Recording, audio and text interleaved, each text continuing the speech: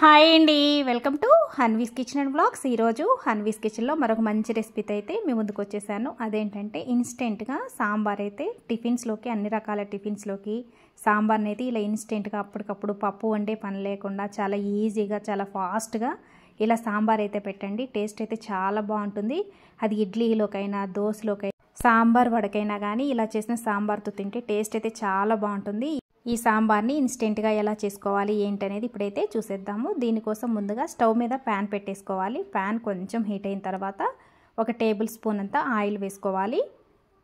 ఈ ఆయిల్ కూడా కొంచెం హీట్ అయ్యేంత వరకు వెయిట్ చేసి ఇందులో ఆవాలు అలాగే జీలకర్ర వేసుకోవాలి. తరువాత 1 ఎండుమిర్చిని తుంచి వేసుకోండి, ఫ్లేవర్ బాగుంటుంది. ఇప్పుడు ఈ ఆవాలు, జీలకర్ర అనేవి కొంచెం చిట్లి మనకి చిటపడలాటేంత వరకు వేయించుకోవాలి. ఇది కొంచెం వేగిన తర్వాత ఇందులో పచ్చిమిర్చి చీలికలు, 2 పచ్చిమిర్చిని ఇలా చీలికలుగా చేసి వేసుకోండి. ఇవి కొంచెం వేగుతున్న టైంలోనే కొంచెం ఎక్కువ మొత్తంలో కరివేపాకు వేసుకోండి. ఈ కరివేపాకు కూడా కొంచెం బాగా ఈ తాలింపులో వేగేంత వరకు వేగనిచ్చి ఇందులో కొంచెం ఉల్లిపాయని పెద్ద పెద్ద ముక్కలుగా కట్ చేసుకొని వేసుకోవాలి. మనం పప్పుచారు, సాంబార్కి ముక్కలు ఎలా కట్ చేసి వేసుకుంటామో అదేవిధంగా ఇందులో ఉల్లిపాయలు కూడా కొంచెం పెద్ద సైజు ముక్కలుగా కట్ చేసుకొని వేసుకోవాలి. తరువాత ఇందులోనే పసుపు, అలాగే టేస్ట్కి సరిపడినంత, మన సాంబార్కి టేస్ట్కి సరిపడినంత సాల్ట్, అలాగే 1 టమాటాని చిన్న ముక్కలుగా కట్ చేసి వేసుకొని ఈ తాలింపులో మనం ఈ ముక్కలు అనేది కొంచెం మగ్గనివ్వాలి. ఒకసారి బాగా కలిపేసేసుకొని ఇది మూత పెట్టేసి 2 నిమిషాలు మగ్గనిద్దాము.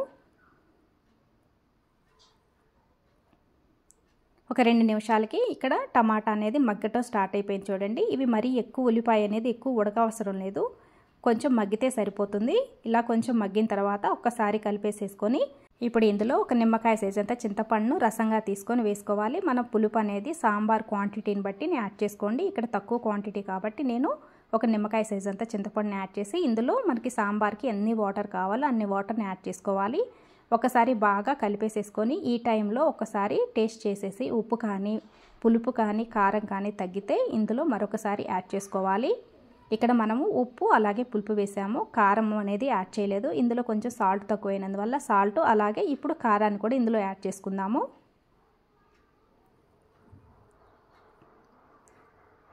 ఒక టేబుల్ స్పూన్ అంతా కారం వేసుకుంటే సరిపోతుంది. ఇవన్నీ బాగా మిక్స్ చేసి మూత పెట్టేసి కొంచెం తెరలనివ్వాలి.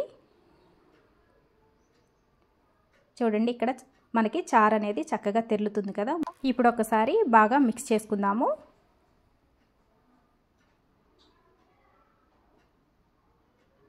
ఇక్కడ ముక్కలు కూడా బాగా మెత్తగా ఉడకవసరం లేదు. తరువాత ఒక బౌల్లో 2 టేబుల్ స్పూన్ల శనగపిండిని వాటర్లో కలుపుకొని మనకి ఉండలు కానీ ఎక్కడ ఏమీ లేకుండా చక్కగా కలుపుకోవాలి. ఇలా కలుపుకున్న వాటర్ని ఇప్పుడు ఇందులో మనం రెడీ చేసుకున్న చారులో అయితే యాడ్ చేసుకుందాము.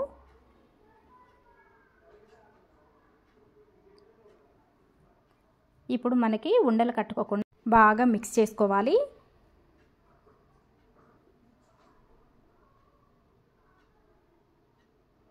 ఇలా కొంచెం బాగా మిక్స్ అయిపోయిన తర్వాత ఇందులో 1 స్పూన్నర సాంబార్ పౌడర్ని యాడ్ చేసుకోవాలి. ఈ సాంబార్ పౌడర్ కూడా నేను ఇంట్లో చేసిన సాంబార్ పౌడర్ని యాడ్ చేస్తున్నాను.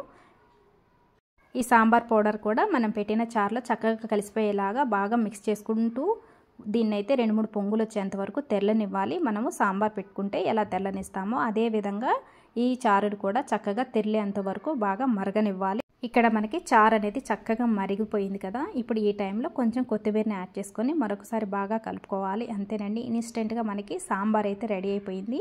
ఇప్పుడు ఇది ఇడ్లీలో సర్వ్ చేసినా లేదా వడ, దోశ ఎందులోకైనా ఇలా ఇన్స్టెంట్గా చేసిన సాంబార్ అయితే టేస్ట్ చాలా బాగుంటుంది. ఇది రైస్లోకైనా ఈ సాంబార్ అనేది చాలా బాగుంటుంది. ఇలా ఇన్స్టెంట్గా చేసినా కానీ సాంబార్ అనేది టేస్ట్లో మాత్రం ఎక్కడ తగ్గకుండా సేమ్ సాంబార్ టేస్ట్ తోటి అయితే చాలా బాగుంటుంది. మీరు కూడా ఒకసారి ఇంట్లో అయితే ఈ విధంగా సాంబార్ని ట్రై చేయండి. ట్రై చేసి ఎలా వచ్చింది ఏంటనేది నాకైతే కమెంట్ సెక్షన్లో షేర్ చేయండి. అలాగే నా రెసిపీస్ కనుక మీకు నచ్చినట్లయితే తప్పకుండా నా ఛానల్ని అయితే లైక్ చేయండి, షేర్ చేయండి, సబ్స్క్రైబ్ చేసుకోండి. Thank you for watching.